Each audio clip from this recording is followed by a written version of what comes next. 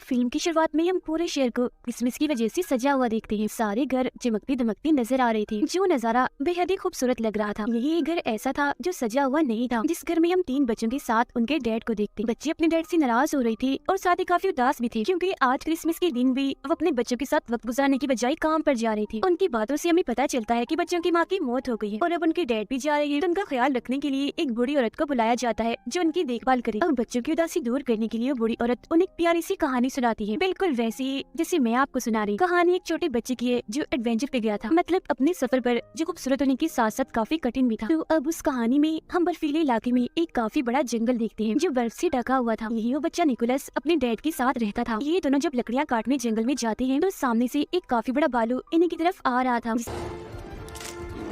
देखकर ये दोनों काफी डर जाते हैं और भागकर वापस अपने घर आ जाते हैं। यहाँ हमें पता चलता है कि निकोलस ने अपनी मॉम को बचपन में ही खो दिया था। साथ ही उनकी माली हालत भी काफी खराब थी। वो काफी गरीब थी, क्योंकि ना तो उनके पास खाने के लिए ज्यादा सामान है और ना ही पैसे कमाने का कोई जरिया है। एक रात निकोलस अपने डैड को कहता है, चले पापा आज मुझे कोई कहानी सुनाए जो बहुत मजे की। तब उसके डैड उसे उसकी मॉम की ही कहानी सुनाती है कि काफी सालों पहले तुम्हारी मॉम ने इन बर्फीली चोटियों को पार किया। वहाँ 2 सोते हुए मॉन्स्टर थे जो दरअसल पहाड़ी थे। तुम्हारी मॉम उनके बीच से निकलकर दूसरी तरफ गई, जहाँ एक अलग ही नस्ल के लोग रहते हैं जिन्हें एल्व्स कहा जाता है। और वो एल्व्स का गांव था जिसका नाम एल्फिम था। एल्व्स दरअसल होती तो इंसान ही है, बस उनकी शक्ल सूरत थोड़ी सी अलग होती है, मतलब उनके कान थोड़े से नुकीले और लंबे होते हैं। वो एल्व्स लोग कोई आम नहीं थे, बल्कि उनके पास जादुई शक्तियाँ थी। उन्होंने तुम्हारी मॉम के साथ काफी अच्छा बर्ताव किया, काफी अच्छे से उनका वेलकम किया। और फिर जब तुम्हारी मॉम वापस लौटी तो उनके पास बहुत सारी चॉकलेट्स और खिलौने थे जो आसपास के लोगों में हमने बांट दिए, जिससे हर तरफ खुशियाँ फैल गई। इसी दौरान उन्हें कमरे में किसी जानवर की होने का एहसास होता है। तब उसके डैड उस जानवर को मारने के लिए कुल्हाड़ी उठाकर उसे ढूंढने लगते हैं, मगर देखते हैं कि वो जानवर तो एक छोटा सा चूहा है जिसे मारने की उसके डैड बहुत कोशिश करते हैं, मगर हर बार वो बचता रहता है। जिसके बाद वो चूहे को निकोलस के कहने पर छोड़ देती, क्योंकि वो छोटा सा चूहा उसे बहुत ही प्यारा लग रहा था और वो उसके साथ दोस्ती करना चाहता था। फिर अगली सुबह निकोलस उसका नाम भी रख देता है। वो उससे बात करने की कोशिश करता है और चूहे को भी कहता है कि तुम भी बोलो, जिस पर उसके डैड कहते हैं, बेटा चूहे नहीं बोल सकती। जिसके बाद दोनों बाप बेटे राजा के महल में जाते हैं, क्योंकि आज उन्होंने अपने गाँव के रहने वाले हर इंसान को बुलाया था। राजा उन सभी को बताते हैं कि मैंने उम्मीद के साथ साथ जीने का मकसद भी खो दिया है, और जो इंसान मुझे उम्मीद के साथ साथ जीने का मकसद लाकर देगा तो उसके बदले में मैं उसे माला माल कर दूंगा। अब जो कहानी निकोलस के डैड ने उसे सुनाई थी वो अब पूरे ही गांव में फैल गई थी, जिससे लोगों को लग रहा था कि एल्व्स का गांव एल्फिम सच में पाया जाता है, जहां जाकर वो राजा के लिए खुशियां, उम्मीद और जीने का मकसद ला सकते हैं, जिसके बदले में राजा उन्हें माला माल कर देगा और वो अमीर बन जाएंगे। गाँव के कुछ लोग निकोलस के डैड से मिलने आते हैं और उन्हें अपने साथ चलने का कहते हैं, जिसमें वो एल्फिम गाँव को ढूंढेंगे और राजा के दिए हुए इनाम से अमीर हो जाएंगे। तो अब अपने सारे हालात गरीबी को देखकर उसके डैड भी उनके साथ जाने के लिए मान जाते हैं। ये बात जब वो निकोलस को बताते हैं तो वो उदास हो जाता है, मगर वो उसे तसल्ली देते हुए कहते हैं, मैं वादा करता हूँ बेटा 7 से 8 दिन में मैं वापस आ जाऊंगा और मेरे आने तक तुम्हारा ख्याल मेरी बहन रखेगी। फिर जब उसके डैड की बहन घर आती है तो वो उसके डैड के सामने तो काफी अच्छी बातें करती है, बहुत अच्छे से पेश आती है, मगर जब उसके डैड जाते हैं तो वो अपना रंग दिखाने लगती है। वो पूरे घर पर कब्जा करके निकोलस के साथ काफी बुरा करती है। वो उसका सामान देकर घर से बाहर निकाल देती है। सामान में निकोलस की एक गुड़िया भी थी जो सब्जी की बनी हुई थी। वो उसे बेहद ही प्यारी थी, क्योंकि उसकी मॉम ने वो बनाई थी जो उनकी आखिरी निशानी थी। Look, it's got a face. Oh. बाहर आने के बाद निकोलस अपने लिए एक टेंट लगाता है और अपने चूहे दोस्त के साथ रात बाहर ही गुजारता है। अब काफी दिन हो गई थी, मगर अभी तक उसके डैड वापस नहीं आए थे, जिससे वो भी अब अपने डैड के वापस आने की उम्मीद खो चुका था। उसे लग रहा था कि कहीं उसके डैड के साथ कुछ हो ना गया हो। अब खाने की तंगी तो उन्हें पहले से ही थी, मगर एक दिन उसके डैड की बहन उसे काफी मजेदार सूप बना के देती है, जिससे काफी मजे लेकर निकोलस पीता भी है। मगर तभी वो बताती है कि ये सूप मैंने तुम्हारी गुड़िया से बनाया, जिस दिन उसे काफी गुस्सा आ गया था, इसलिए वो उस पर चिल्लाने लगता है। मगर अब तभी निकोलस की नजर अपनी जलती हुई टोपी पर जाती है जो उसकी मॉम ने ही बनाई थी। तो वो जल्दी से टोपी लेकर बाहर आता है और बर्फ में उसे लगाकर आग बुझा देता है। वो देखता है कि टोपी पर एक नक्शा बना हुआ है और ये नक्शा बिल्कुल वैसे था जैसे उसके डैड ने उसे कहानी सुनाई थी, जिससे वो समझ जाता है कि उसकी मॉम की कहानी सच्ची थी। एल्फिम का गाँव सच में पाया जाता है जहाँ जादू है। तो इसीलिए अब वो ये फैसला करता है कि मैं भी उस गाँव में जाऊंगा। और फिर अगले दिन वो अपने साथी चूहे के साथ अपने सफर पर निकल जाता है। सफर के दौरान वो चूहे को नए नए अल्फाज सिखा रहा था, हालांकि उसे पता भी था कि बोल नहीं सकता। पूरा एक दिन का सफर तय करने के बाद वो एक गांव में पहुंचता है, जहां उसकी मुलाकात एक बूढ़ी औरत से होती है जो उसे वापस जाने का कहती है, और ये भी कि तुम्हारी मेहनत बेकार जाएगी, एल्फियम नहीं पाया जाता, उसकी तलाश में ऐसे जगह जगह मत भटको। मगर वो उसकी बात नहीं मानता और अभी भी अपना सफर जारी रखता है। कुछ और दिन का सफर करने के बाद वो गुफा में पनाह लेता है। वहाँ भी बर्फ थी तो पत्थर को रगड़कर वो आग जलाता है और फिर दुआ करने लगता है कि अगर जादू सच में पाया जाता है तो मेरा चूहा बोलकर दिखाए। और फिर तभी सच में उसका चूहा बोलने लगता है, जो देख निकोलस काफी चौंक जाता है।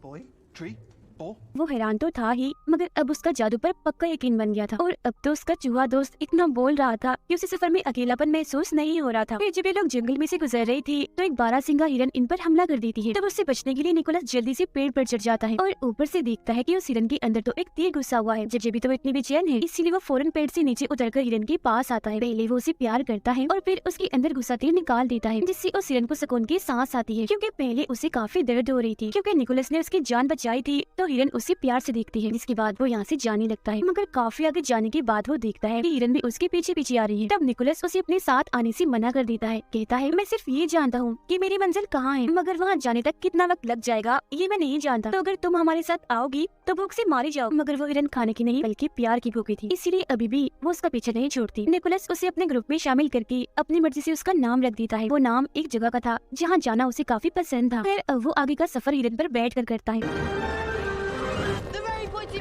और दो सोते हुए मॉन्स्टर्स के पास पहुंच जाता है, जो असल में पहाड़ी थे। ये बात उसकी मॉम की कहानी में उसके डैड ने भी सुनाई थी, तो इसका मतलब ये होगा कि इसके पीछे ही एल्फियम गांव है। मगर जब ये तीनों पहाड़ों को पार करके दूसरी तरफ जाते हैं तो इन्हें वहाँ बर्फीली हवाओं के अलावा और कुछ नहीं दिखता। और तभी निकोलस बेहोश होकर गिर जाता है, क्योंकि काफी दिनों से उसने कुछ खाया नहीं था और साथ ही यहाँ ठंड भी बहुत थी। मगर तभी इधर एक बच्ची अपने दादा के साथ आती है। ये दोनों एल्फ्स थे। वो बूढ़ा आदमी जब निकोलस को बेहोश देखता है तो उसके पास आता है, और जब वो ये देखता है कि ये तो एक इंसान है तो वो उसकी मदद करने से मना कर देता है। मगर तभी बच्ची बोलती है, हमें किसी को भी ऐसी मुसीबत में नहीं छोड़ना चाहिए। कोई भी जरूरतमंद हो, जिसकी मदद चाहिए, हमें हर हाल में उसकी मदद करनी चाहिए, फिर चाहे वो कोई भी हो, एल्फ हो या इंसान हो। जो बात सुनकर उसके दादा निकोलस पर एक जादू करते हैं, जिससे वो फौरन होश में आ जाता है। अब बूढ़े आदमी ने उस पर यकीन का जादू किया था, जिसका मतलब था कि अब निकोलस जिस जिस चीज पर यकीन करेगा और यकीन के साथ उसे सोचेगा तो वही होने लगेगा, मतलब कि वही यकीन उसे दिखने लगेगा। निकोलस उन्हें बताता है कि मैं यहाँ अपने डैड को ढूंढने आया हूँ, जो एल्फियम की तलाश में निकले थे मगर वापस नहीं आए। इसके बाद वो उनसे पूछता है, अच्छा अब आप ही बता दें एल्फियम कहाँ है। जिस पर बच्ची बोलती है कि अभी हम एल्फियम के बाहर ही खड़े हैं, मगर उसी तो वहाँ बर्फ के अलावा और कुछ भी दिखाई नहीं दे रहा होता। तो बूढ़ा आदमी उसे कहता है, तुम यकीन करो और फिर सोचो। और जब निकोलस यकीन करता है और ये सोचता है कि मेरे सामने एल्फियम गांव है, तो उसे अब की बार सच में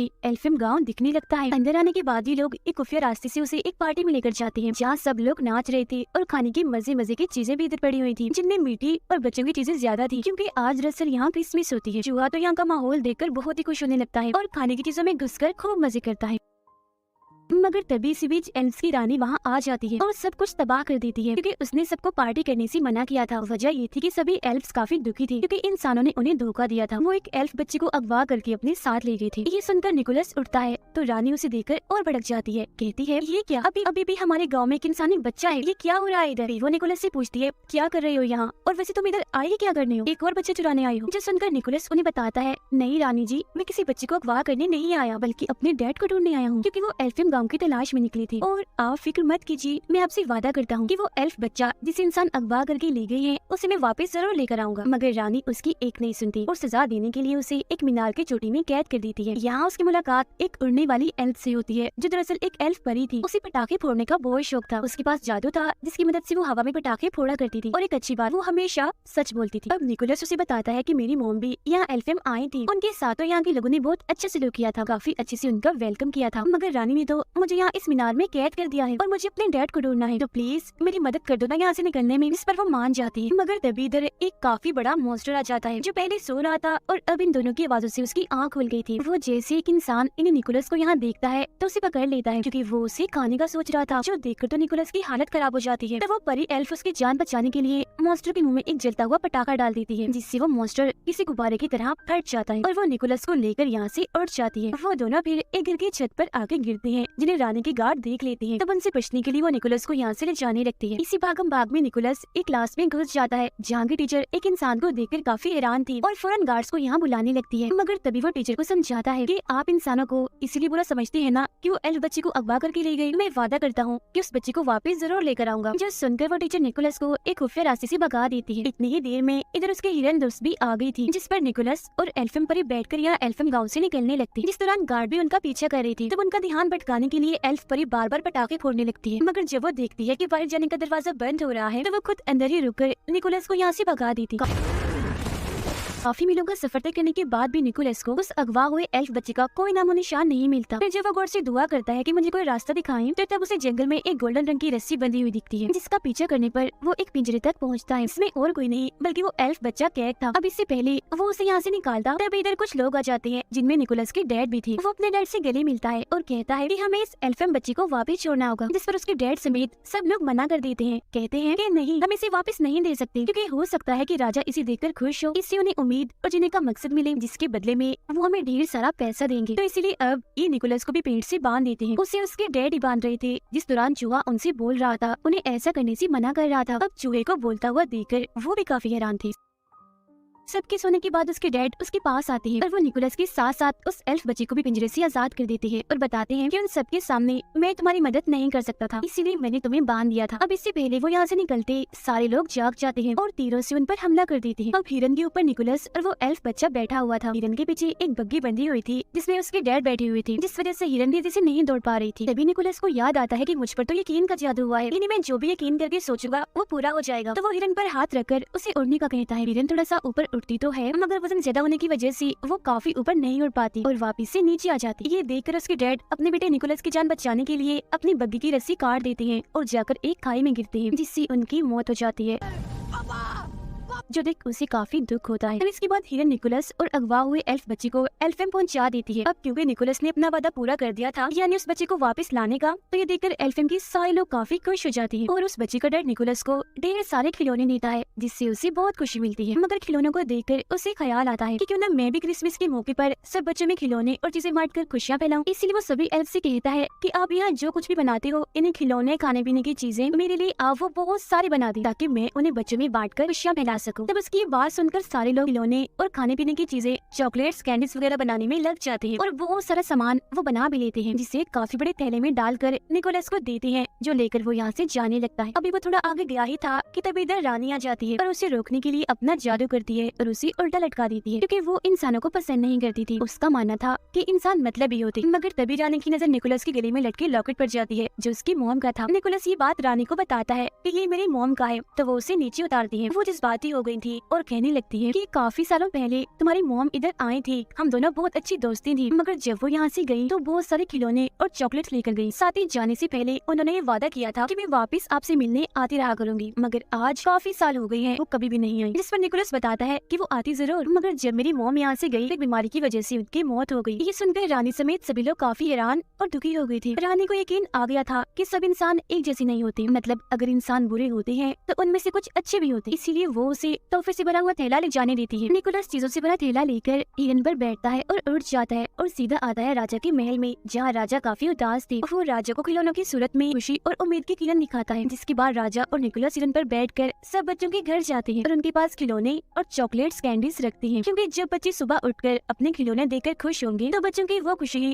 राजा के लिए उम्मीद की किरण होगी। सब बच्चों को खिलौने बांटने के बाद राजा निकोलस से कहते हैं कि मेरे लिए काम करोगी, हर साल ऐसे तुम्हें खिलौनों की सूरत में बच्चों को खुशियाँ और उम्मीद देनी होगी, और इस काम में मैं भी तुम्हारा साथ दूंगा। और साल का वो दिन होगा क्रिसमस का दिन, जिस पर वो मान जाता है। इसके बाद निकोलस अपने डैड की बहन के पास जाकर उन्हें भी चॉकलेट्स देता है और उड़ जाता है। उसे उड़ता हुआ देखकर वो काफी हैरान भी थी और अब उसे भी जादू पर यकीन हो गया था। अब ये प्यारी सी कहानी इधर ही खत्म हो जाती है, जो सुनकर वो तीनों बच्चे काफी खुश हो जाते हैं। ये नहीं शुरुआत वाले जिन्हें बूढ़ी औरत कहानी सुना रही है। जब वो नीचे आते हैं तो देखते हैं कि उनका पूरा घर क्रिसमस की लाइट्स और पेड़ों से सजा हुआ है, जो देखकर उन बच्चों की खुशी का तो कोई ठिकाना ही नहीं रहता। फिर जब वो बूढ़ी औरत बाहर जाने के लिए अपनी टोपी पहनती है तो बच्चों को उनके बड़े से नुकीले से कान दिख जाते हैं, जो देख वो समझ गई थी कि ये भी एक एल्फ ही थी। अब बाहर जाकर वो बूढ़ी औरत आसमान में अपने जादू से पटाखे फोड़ने लगती है, जो देख हम समझ जाते हैं कि ये और कोई नहीं बल्कि एल्फ परी है जो सच बोला करी। तो ये कहानी हमें बहुत सारे सबक देती है, यानी हमें हमेशा ही खुशियों को बांटते रहना चाहिए और दूसरों की मदद करनी चाहिए, फिर चाहे वो क्रिसमस का दिन हो या कोई भी, और हमें बुरों के साथ भी अच्छा करना चाहिए और हमेशा हर चीज के होने का यकीन रखना चाहिए। इसी के साथ ही ये प्यारी सी कहानी इधर ही खत्म हो जाती है।